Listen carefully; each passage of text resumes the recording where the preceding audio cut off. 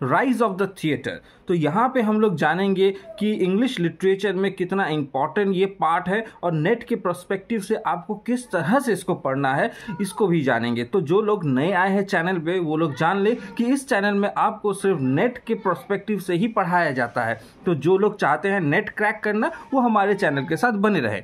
तो शुरू करते हैं राइज ऑफ थिएटर। इसमें आपको पहले मैं बता दूं कि थिएटर एक्चुअली इंग्लैंड में नहीं बल्कि ग्रीस और रोम में देखा गया था, जहां पे आपको उसका इतिहास ज़रूर मिलेगा, मगर हमको जानना है mystery play, miracle play and morality play.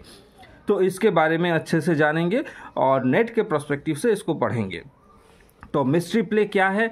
Telling biblical stories, जैसे कि आपको यहाँ दिख रहा है। और अगर मिरेकल प्ले की बात कही जाए तो वो फोकस करता था सेंट्स की कहानियों पर। सेंट यानी जो साधु सन्यासी होते हैं उनको कहा जाता है। मोरालिटी प्ले क्या होता है? Examining human life and soul. तो ऐसी चीज़ जहाँ पे आपको मोरालिटी जानने को मिले, जहाँ पे इंसान किस तरह अपने जीवन को जिए, अपनी आत्मा को किस तरह शुद्ध रखे, उसके बारे में बताया जाता था इन प्लेस में। तो अच्छे से डिटेल में पढ़ेंगे। अभी मोरालिटी नहीं बल्कि मिस्ट्री प्ले क्या होता है इसको जान लेते हैं। तो मिस्ट्री प्ले क्या है? Mystery play is a type of religious drama popular in medieval Europe that dramatise stories from the Bible, particularly the Old and New Testament, and often performed by craft guilds। तो ये क्या है आपको पढ़ के समझ में ही आ रहा है कि ये मेडिएवल पीरियड यानी मध्यकालीन यूरोप में इसकी शुरुआत होती है मिस्ट्री प्ले की। ये ज़्यादातर धार्मिक ड्रामास होते थे जिसमें स्टोरी बाइबल की उठाई जाती थी, और पर्टिकुलरली आपको जैसे पता होगा कि दो तरह के बाइबल है, एक है ओल्ड टेस्टामेंट और एक है न्यू टेस्टामेंट। इन दोनों को मिला के हम लोग पढ़ते हैं बाइबल। तो इनको परफॉर्म करने के लिए मदद कौन करता था, प्रोडक्शन कौन देता था? तो क्राफ्ट गिल्ड के बारे में कहा गया यहाँ पे। क्राफ्ट गिल्ड्स ये कौन होते थे? ये also known as mystery guild refers to association of craftsman और merchant who organize funded and perform their religious drama. तो इनका प्रोडक्शन चलता था ऐसा हम लोग मान सकते हैं। ये कुछ लोग होते थे जो क्राफ्टमैन होते थे या फिर मर्चेंट होते थे, वो लोग प्रोड्यूस करते थे इस तरह के ड्रामास को और खुद परफॉर्म भी करते थे। अब बात करते हैं कि जिनको नहीं पता उनको बताने के लिए ओल्ड एंड न्यू टेस्टामेंट है क्या। ठीक है, बहुतों को नहीं पता कि इन दोनों में अंतर क्या है, ओल्ड टेस्टामेंट होता क्या है और न्यू टेस्टामेंट क्या है। जिनको पता है उनके लिए ये स्थान नहीं है, आप स्किप कर सकते हैं। तो जिनको नहीं पता उनके लिए बता दूं कि ओल्ड टेस्टामेंट फोकस करता है हिस्ट्री ऑफ इज़राइल पे, जहाँ पे यहाँ पढ़ रहे होंगे the Old Testament focuses on the history of Israel, God's law and prophecy leading to the Messiah. तो मसीहा के बारे में आपने पढ़ा होगा। तो ऐसी प्रोफेसी जो मसीहा कर रहे थे उनके बारे में, या फिर हम कह सकते हैं कि शुरुआत, जैसे कि आपको पता होगा कि 3 प्रकार के धर्म एक ही धर्म से निकल के आ रहा है, जिसमें आप देखेंगे जिसमें जुडाइज़म नहीं, यहूदी जो ज्यूस थे उनको कहा जाता था। ठीक है, ज्यूस, उनके धर्म से 2 धर्म निकल के आ रहा है। एक जैसे कि आपको पता है कि वो क्रिश्चियन धर्म है और एक जो है वो इस्लाम धर्म है। ठीक है, ये दोनों धर्म इसी धर्म से निकल के आए हैं। तो इसकी शुरुआत भी इज़राइल में ही थी। तीनों धर्मों की शुरुआत जैसे कि आपको पता होगा कि इज़राइल में ही हुई थी। इसलिए इज़राइल में जो है आपको मसीहा आपको इनके धर्म में भी मिलेगा, यानी यहूदी धर्म में मसीहा, क्रिश्चियन और मुस्लिम धर्म में तीनों में ही मसीहा शब्द ज़रूर आता है। वो न्यू टेस्टामेंट उन पुराने चीज़ों को लेके है, और जो नया टेस्टामेंट है, न्यू टेस्टामेंट है, पुराने टेस्टामेंट में मसीहा को लेके है बात। ठीक है, प्रोफेसी लीडिंग टू द मसीहा के साथ जो प्रोफेसी का कनेक्शन है उसको दिखाया जाता है। और जो न्यू टेस्टामेंट है वो जीसस के आसपास घूमता है, centre on the life and death and teaching of Jesus. ठीक है, fulfilling those prophecies and establishing a new convent convent and arrangement या फिर अरेंजमेंट। कहा गया है कि यहाँ पे जो सीधा सीधा अंतर वो ये है कि ओल्ड टेस्टमेंट में आपको जीसस के बारे में नहीं मिलेगा, वहाँ मसीहा के बारे में मिलेगा, और जो न्यू टेस्टमेंट है उसमें आपको जीसस के बारे में जानने को मिलेगा। ठीक है, उनके लाइफ, उनके डेथ, उनके टीचिंग्स के बारे में जानने को मिलेगा। अब आते हैं बिब्लिकल सब्जेक्ट्स। बाइबल में क्या सब्जेक्ट थे जो हमको मिस्ट्री प्ले में दिखाया जाता था? ठीक है, क्या था? This play covered a range of biblical event including the creation, Adam and Eve, the murder of Abel and the last judgment. इन चीज़ों पर फोकस किया जाता था। जिनको पता नहीं उनको बता दूं कि बिब्लिकल इवेंट में क्या क्या आता है। जैसे कि क्रिएशन किस तरह से हुआ, पहले ये बताया गया कि क्रिएशन किस तरह से हुआ, माने दुनिया की सृष्टि के बारे में बताया जाता है। इवन यूनिवर्स की सृष्टि के बारे में, किस तरह से भगवान ने इस दुनिया को बनाया, चांद तारों को बनाया, उसकी सृष्टि की, एडम और ईव को बनाया, और उसकी कहानी जो है उसको भी पोर्ट्रे किया जाता था मिस्ट्री प्ले में। इसके अलावा जो एडम और ईव के जो बच्चे थे, एबल और केन, उसमें से एबल की हत्या हो जाती है। कौन मार देता है? केन मार देता है। वो दोनों भाई होते हैं, तो उनमें लड़ाई होती है और एबल की मृत्यु होती है। उस कहानी को भी पोर्ट्रे किया जाता था। और लास्ट जजमेंट, ठीक है, लास्ट जजमेंट जो है कि दुनिया का ख़त्म होना, किस तरह से ये दुनिया ख़त्म हो रही है, लास्ट जजमेंट उसको कहा जाता है। डूम्सडे भी कहा जाता है। इन सब चीज़ों के बारे में जो मिस्ट्री प्ले है उसमें शो किया जाता था, दिखाया जाता था लोगों को। परफॉर्मेंस के बारे में बात करें तो initially performed in churches by clergyman, mystery play later move to political space, public space, and were often performed on wagons or pagans carts by craft guilds। तो यहाँ पे बताया जा रहा है कि शुरुआती तौर पे जब हम देख रहे थे मिस्ट्री प्ले को, तब हमको देखने को मिलता था कि इसका परफॉर्मेंस चर्च के भीतर होता था, मगर धीरे धीरे ये बाहर आता है, पब्लिक स्पेस में आता है, और इसको परफॉर्म किया जाता था वेगन्स पर। मतलब घोड़ा गाड़ी, उसके पीछे एक जो गाड़ी होता है, कार्ट होता है, उसी को वो लोग स्टेज बना लेते थे और उसी में परफॉर्म किया करते थे। ठीक है, और जो क्राफ्ट गिल्ड थे वो उनकी मदद किया करते थे। अब आते हैं कि गिल्ड के बारे में थोड़ा और जानकारी ले लेते हैं। Craft guild such as the bakers, tailors, carpenters, ये लोग जो थे ये ही क्राफ्ट का काम करते थे। ये लोग माने गिल्ड का एक हिस्सा थे, जिसमें बेकर्स आते हैं, टेलर्स आते हैं, मतलब समाज के छोटे तबके या साधारण तबके के लोग भी इसमें शामिल होते थे। और इस वजह से ये पॉपुलैरिटी गेन करना शुरू कर रहा है। किसी भी चीज़ को अगर कोई रिलीजन उसे बंद करने की कोशिश करे, दरवाजे के भीतर रखने की कोशिश करे, तो वो फैलता नहीं है। वो उसको फैलने को मदद तभी होगी जब आम आदमी भी उसके साथ जुड़ेगा। जैसे कि एग्जाम्पल के तौर पे देता हूँ, जो शायद यहाँ पे आपको अटपटा सा लगे, मगर सत्य बात है कि संस्कृत का ख़त्म हो जाना, आज आप लोग जो यहाँ बैठे हैं मेरे साथ इसको सुन रहे हैं या देख रहे हैं, वो सभी संस्कृत मेरे हिसाब से उतना नहीं जानते हैं। अगर कोई जानते भी है तो उतना ज़्यादा उसमें वो एक्सपर्ट नहीं है, बिकॉज संस्कृत को संस्कृत वालों ने ही डुबा दिया। वो लोग जो संस्कृत को प्रमोट नहीं करना चाहते थे, क्योंकि उन्हें लगता था कि संस्कृत ब्राह्मणों की भाषा है, इसीलिए संस्कृत को उन्होंने प्रमोट नहीं किया, आम आदमियों तक नहीं भेजा, और इसी वजह से संस्कृत डूबने लगा। आज अगर भारत में संस्कृत है तो कुछ एक स्टेट का एक इलाका है जहाँ पे सिर्फ संस्कृत बोली जाती है, इसके अलावा और कहीं नहीं है संस्कृत बस सिलेबस में कुछ स्कूल्स में पढ़ाई जाती है। लोगों में कोई इंटरेस्ट नहीं है संस्कृत जानने का। केवल जो लोग पूजा पाठ करते हैं वही लोग संस्कृत का इस्तेमाल कर रहे हैं। तो सिर्फ ब्राह्मण के पास आज संस्कृत का एक्सेस है, इसी वजह से संस्कृत डूब रहा है। इसको बचाना चाहिए और आम आदमी तक पहुँचाना चाहिए। तो जो भी हो, हमको उस पर अभी उतना भाषण नहीं देना चाहिए। चलो आगे बढ़ते हैं। तो यहाँ पे पॉपुलैरिटी गेन करने के पीछे का कारण ये था कि मिस्ट्री प्ले क्यों पॉपुलर हुआ, because of the common people who are attach with this mystery play. और वो लोग अरेंज करते थे उसे प्रोड्यूस कर रहे थे, परफॉर्म कर रहे थे। These play contribute to their popular appeal. ठीक है, साइकिल ऑफ प्ले के बारे में जानते हैं, जो इम्पॉर्टेंट है जानना, किस तरह से ये कंटिन्यूटी कर रहा था। In some region mystery play were organize into cycle with multiple play perform consecutively, sometimes lasting for days।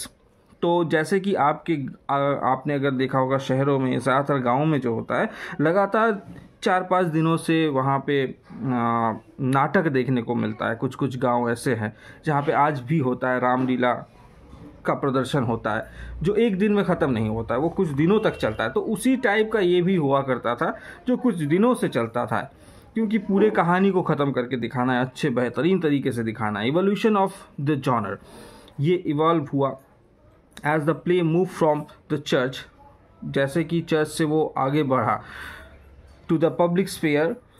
They began to include more satirical elements and sometimes even mocking religious figures, reflecting a shift in their purpose and audience। तो यहाँ क्या बताया जा रहा है, ये ज़रूरी है जानना। जब चर्च से ये बाहर निकला तब वहाँ पे सटायर भी जुड़ने लगा। मतलब जब चर्च के अंदर था तो इस चीज़ के बारे में लोग बहुत ही ध्यान रखते थे कि कोई भगवान के इस चीज़ को छोटा या गंदा तरीके से ना शो करे, कोई मजाक ना उड़ाए, ये सही शब्द मैंने चुना अभी इतनी देर में। तो मजाक कोई ना उड़ाए, इस पे फोकस करते थे चर्च, भगवान की किसी चीज़ पे कोई मजाक ना उड़ाए। मगर बाद में चल के ये मजाक भी होने लगा। ठीक है, बहुत सारे ऐसे एलिमेंट्स आ गए जो कहीं ना कहीं ऐसा लगता है कि वहाँ पे मॉकरी हो रहा है। ठीक है, तो ये चीज़ भी इसमें एक इवोल्यूशन होने लगा कि मॉक भी होने लगा, सटायर होने लगा, जो एक अलग टाइप से ऑडियंस के सामने प्रस्तुत किया जा रहा है। क्रिटिसिज्म देखने को मिलता है। बहुत जन ऐसे हैं कि जो रामायण और महाभारत पे भी क्रिटिसाइज़ करते हैं। कोई कहते हैं राम को क्रिटिसाइज़ करते हैं, कोई रावण को अच्छा बोल देता है, कोई राम को बुरा बोल देता है। तो ये क्रिटिसिज्म जो आप देख रहे हैं, ये यहाँ पे भी वैसा ही कुछ कहा जा रहा है कि क्रिटिसिज्म देखने को मिल रहा था, सैटारिकल एलिमेंट्स जुड़ रहे थे। Example of cycles, notable cycle of mystery play, इसको चेस्टर प्ले भी कहा जाएगा। यहाँ पे चेस्टर प्ले एक है, द यॉर्क प्ले है, द वेकफील्ड प्ले है। ठीक है, ये इसके साइकिल है। ठीक है, Chester play, the York play, the Wakefield play, ये चीज़ आपको याद रखना होगा। ये साइकिल है, मतलब इस एक के बाद एक इसी तरह से ये चलता था। अब आते हैं कि यहाँ पे बताया गया है कि सेकंड शेफर्ड प्ले जो है वो आपका एक वेकफील्ड प्ले है। इसमें दिखाया जाता है, अनाउंस किया जाता है कि किस तरह से शेफर्ड के घर पे क्राइस्ट का बर्थ हो रहा है। इसको लेके एक एंजल के तौर पे वो यहाँ पे आ रहे हैं। और एग्जाम्पल और कुछ यहाँ पे मैं ऐड कर देता हूँ जो आपके नेट के पर्सपेक्टिव से इम्पॉर्टेंट है। The last judgment, fall of Adam and Eve, the creation of the world, the story of Cain and Abel, the wise man, birth of Jesus, flight into Egypt। ये कुछ important parts हैं जो आपको देख लेने होंगे। ये ज़रूरी इसलिए है क्योंकि इस टाइप मिस्ट्री प्लेज में यही सब चीज़ों को दिखाया जाता था। ठीक है, आप इसको नोट कर सकते हैं। अब आते हैं मिरेकल प्ले को जान लेते हैं कि व्हाट इज़ मिरेकल प्ले।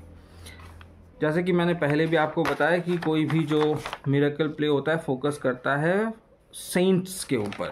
ठीक है, तो यहाँ पे ऑब्वियसली वही होगा। Miracle play are known as saints play, were a type of medieval drama that depicts the lives, miracles and martyrdoms, यानी शहादत ऑफ Catholic saints, often perform at public festivals and on holy days to convey religious teachings. ठीक है, तो धार्मिक कुछ teachings को बढ़ावा दिया जा रहा था इसके ज़रिए मिरेकल प्ले। यहाँ पे आपने पढ़ाई है कि यहाँ पे क्या डिपिक्ट हो रहा है। ये भी एक मेडिएवल पीरियड का ड्रामा होता था। ये बस इसमें क्या चेंज है कि यहाँ पे हम डायरेक्ट भगवान को लेके बात नहीं कर रहे या उनकी संतान को लेके बात नहीं कर रहे हैं। वहाँ पे यहाँ सेंट्स के बारे में, साधु सन्यासियों के बारे में कहा जा रहा है, उनकी ज़िंदगी को डिपिक्ट किया जा रहा है, उनके द्वारा हुआ जो मिरेकल्स है, क्या उन्होंने जादुई करिश्मा कर दिया वो दिखाया जा रहा है, या फिर उनके मार्टरडम यानी उनके शहादत, उन्होंने किस तरह से अपना सब कुछ सैक्रिफाइस किया, ठीक है, या फिर उन्होंने खुद का ही बलिदान कर दिया। ये सब चीज़ यहाँ दिखाया जाता था। इसके ओरिजिन के बारे में जान लेते हैं। लिटर्जिकल यानी पब्लिक वर्शिप, ओरिजिन के बारे में जान लेते हैं। तो इनका जो ओरिजिन है वो 10वीं और 11वीं शताब्दी के आसपास हो रहा है। लिटर्जिकल है ये, यानी पब्लिक वर्शिप है of officers to enhance calendar. Officer जो थे वहाँ पे कैलेंडर बनाने को एनहांस कर रहे थे और फेस्टिवल को वहाँ कैलकुलेट किया जाता था। But by 13th century they had become vernacularized, यानी उस टाइम पे जो भाषा का इस्तेमाल हो रहा है वो साधारण लोगों के इस्तेमाल का भाषा को यूज़ किया जा रहा है, यानी साधारण लोग भी इस परफॉर्मेंस को देख पाए, समझ पाए। We are perform at public festivals separate from church services, ठीक है। तो चर्च के सर्विसेज के साथ ये लोग सेपरेट होने लगे। ये प्ले भी धीरे धीरे चर्च से बाहर निकल के आया और फेमस होने लगा। Miracle play often depict the Virgin Mary or Saint Nicholas, who were prominent figure in medieval religious belief, and the play often showcased their miraculous interventions, ठीक है। तो यहाँ क्या बताया जा रहा है कि यहाँ पे वर्जिन मैरी और सेंट निकोलस जो थे उनके फिगर को बहुत अच्छे से दिखाया गया, उनके जीवन काल को दिखाया गया, उनकी जीवनी को दिखाया गया। एग्जाम्पल के तौर पे देखते हैं कि सेंट जॉन द हेयरी, ये एक एग्जाम्पल है जिसको आप लिख के रखें। ये एक मिरेकल प्ले का एग्जाम्पल है। During the 16th century, King Henry VIII banned miracle play somewhere destroy, and after they soon began to fade away in popularity. यानी 16वीं शताब्दी में जब राजा हेनरी द 8 किंग बनता है वो इस प्ले को यानी मिरेकल प्ले को बैन कर देता है और धीरे धीरे ये इसकी पॉपुलरिटी भी ख़त्म हो जाती है, क्योंकि इसके बाद तो एलिजाबेथन एज आना है जहाँ पे आप शेक्सपियर को देखने वाले हैं। तो उस टाइम पे और इस नाम से प्ले तैयार नहीं हो रहा है, हालांकि वहाँ भी कुछ मोरालिटी या मिरेकल दिखाया जा रहा होगा, मगर ये जो मिरेकल प्ले का टाइप था, जॉनर था, वो वहाँ पे धीरे धीरे अंत होने लगा। तो अब आगे बढ़ते हैं मोरालिटी प्लेस पे। ये मोरालिटी प्ले क्या होता है इसको जान लेते हैं। Morality play a popular form of drama in medieval Europe. हर एक का एक ही चीज़ है कि ये पॉपुलर मेडिवल ड्रामा है। यूज एलिगोरिकल कैरेक्टर, यानी fictional characters that represent abstract idea, concept, etc., and stories to teach moral lessons. With notable examples, English literature include, क्या क्या include हो रहा है इसमें, पहले थोड़ा सा सामने का बता दूं कि यहाँ क्या बताया जा रहा है कि यहाँ बताया जा रहा है कि एलिगोरिकल कैरेक्टर के द्वारा मेडिवल पीरियड में मोरालिटी प्ले पॉपुलर हुआ था। एलिगोरिकल कैरेक्टर क्या होता है? वो है fictional character that represent abstract idea, concept इत्यादि, जिससे आपको मोरालिटी सिखाई जा सके। मतलब एक ऐसी कहानी जहाँ पे ना सेंट्स को दिखाया जा रहा है ना डायरेक्टली देवताओं को दिखाया जा रहा है। यहाँ पे कुछ ऐसे कैरेक्टर्स को लाया जा रहा है जिससे आपको समझाने की कोशिश की जा रही है। जैसे यहाँ पे एग्जाम्पल के तौर पे देखते हैं एवरी मैन। एवरी मैन, ये जो कहानी है इसमें एवरी मैन एक कैरेक्टर का नाम है। हालांकि ऐसा तो होता नहीं है, ये एवरी मैन मतलब हर इंसान, मगर यहाँ इस प्ले में ये एक कैरेक्टर का नाम है, ठीक है। इसमें आपको ऐसा भी कैरेक्टर मिलेगा जैसे कि डेथ है एक कैरेक्टर का नाम, एक कैरेक्टर का नाम है फेलो है, ठीक है, मतलब दोस्त है। तो दोस्त, उसके बाद मौत, उसके बाद हर इंसान, ऐसा थोड़ी ना नाम होता है, मगर वो यहाँ कैरेक्टर है और उनके साथ क्या क्या घटनाएं घट रही है, किस तरह से उसे स्वर्ग की प्राप्ति होगी या नर्क की प्राप्ति होगी, इसी दुविधा में ये प्ले बताया गया है। और आखिर में बताया जाता है कि आप अगर पाप भी करते हैं तो कोई दिक्कत नहीं, आप कन्फेस कीजिए, जैसे क्रिश्चियन धर्म में दिखाया गया कि कन्फेशन के ज़रिए हमें मुक्ति मिल सकती है, और हमारे धर्म में गंगा नहाने से, यानी हिंदू धर्म की बात मैं कर रहा हूँ, हिंदू धर्म में ऐसा कहा जाता है कि गंगा नहाओ तो आपका पाप धुल जाए। तो उसी तरह क्रिश्चियन धर्मों में है कि आप अगर कन्फेशन करते हैं तो आपका पाप धुल जाएगा। सच्चाई कुछ और ही है, ठीक है। आप कोई भी क्राइम करके ऐसा नहीं सोच सकते कि आपका पाप धुल जाएगा। फिर भी हमको तो उस पर्सपेक्टिव में नहीं जाना है, धर्म लेके तर्क करने से लोग मारने चले आते हैं, कोई बात नहीं, छोड़िए। अभी आते हैं कि एवरीमैन में क्या कहा जा रहा है। एवरीमैन में कहा जा रहा है कि एवरीमैन एक इंसान है, इसके साथ क्या क्या घटनाएं घट रही है वो प्ले में आपको देखेंगे। वो मोरालिटी प्ले का ही एक पार्ट है, ठीक है, एक टाइप ऑफ मोरालिटी। तीनों प्ले का नाम है ये इम्पोर्टेंट, इसके अलावा भी है Everyman, the Castle of Perseverance and Mankind. ये तीनों प्ले का नाम आप लोग लिख लीजिए, इंपॉर्टेंट है, मोरालिटी प्ले का हिस्सा है। It feature characters who represent abstract concept और virtues and vice such as death, good deeds और फेलोशिप। जो मैंने थोड़ी देर पहले आपको कहा भी था कि फेलोशिप नाम का कोई बंदा है वहाँ कैरेक्टर के तौर पे, डेथ है, गुड डीड है, रैदर देन रियल पीपल। असली पीपल को ना दे के आपके भीतर का जो एब्स्ट्रैक्ट पॉइंट है उन सब चीज़ों को लेके यहाँ पे कैरेक्टर बनाया गया। The primary purpose of this play was to impart moral lessons. तो आपको मोरल लेसन समझाने के लिए इन प्ले को बनाया जाता था। Guild audience towards a good and virtuous life, ताकि लोग जो हैं वो एक अच्छा और एक वर्चुअस लाइफ जी पाए, जिसमें वो लोग बुरा काम ना करें। और बाकी क्या है, द जर्नी टूवर्ड्स सैल्वेशन और डैमनेशन, यानी हिंदी में हम जिसे मोक्ष कहते हैं उसकी बात कही गई है। मोक्ष का कॉन्सेप्ट भी हमारे धर्म में आपको देखने को मिलेगा। इंडियन कुछ धर्मों में जैसे बौद्धिस्ट हो गया, महावीर के धर्म यानी जैन धर्म में हो गया, या फिर हिंदू धर्म में हो गया। ज़्यादा पॉपुलैरिटी यहाँ पे आपको जो मोक्ष का है वो ये शब्द भी बौद्ध धर्म से लिया गया है, मोक्ष। तो मोक्ष प्राप्ति के लिए आपको क्या क्या करना है वो जो इस कहानी में कहा जा रहा है एवरीमैन में, ठीक है। Popular in the 15th and 16th century, जो जितना भी प्ले है वो ज़्यादातर 15th-16th सेंचुरी में पॉपुलर हुआ। The pride of life, wisdom, ये भी कुछ दो प्ले के नाम हैं। और आखिर में आपको एक इम्पॉर्टेंट पॉइंट बता दूं, शेक्सपियर्स किंग लियर जो है वो drawn upon the theme and structure of morality play. आप अगर किंग लेयर को पढ़ेंगे तो आपको पता चलेगा कि किंग लेयर भी कहीं ना कहीं एक प्रकार का मोरालिटी प्ले है, ठीक है। तो इसी प्रकार यहाँ पे हम इस वीडियो को अंत कर रहे हैं। अगर पसंद आया हो तो प्लीज़ हमारे चैनल के साथ बने रहिए, लाइक कीजिए, शेयर कीजिए। मिलते हैं अगले वीडियो में, तब तक के लिए धन्यवाद।